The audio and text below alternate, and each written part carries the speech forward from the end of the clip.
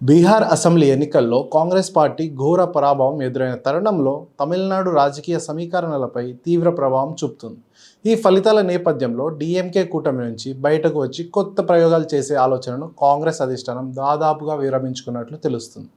దీంతో 2026 తమిళనాడు అసెంబ్లీ ఎన్నికల నాటికి కాంగ్రెస్ను తమ కూటమిలోకి తీసుకురావాలని ఆశించిన నటుడు విజయ్ నేతృత్వంలోని తమిళ వెట్రి కళగం టీవీకే పార్టీకి పెద్ద నిరాశ ఎదురైంది.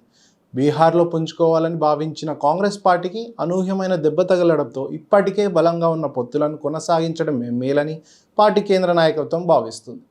తమిళనాడులో 2019 నుంచి డీఎంకే కాంగ్రెస్ కూటమిలు వరుస విజయాలు సాధిస్తుంది. పార్లమెంటు అసెంబ్లీ ఎన్నికల్లో ఈ కూటమి మెరుగైన ఫలితాలు రాబట్టింది. జాతీయ స్థాయిలో పార్టీ వ్యూహాలను పునఃసమీక్షించుకుంటున్న తరుణంలో తమిళనాడు విజయవంతమైన కూటమిని వదులుకోవడానికి అధిష్టానం సిద్ధంగా లేదని సమాచారం.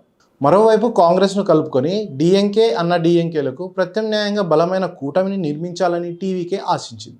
నటుడు విజయ్ ఇటీవల స్థిరమైన సంకీర్ణ ప్రభుత్వం ఏర్పాటు చేయాలని పిలుపునివ్వడంతో కాంగ్రెస్ తమతో కలుస్తుందని టీవీకే నేతలు గట్టిగా నమ్మారు.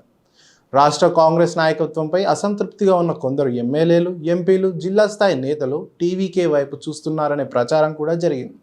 తమ కూటమిలో చేరితే ఎక్కువ సీట్లు, మంత్రి పదవులు దక్కుతాయని వారు భావించారు.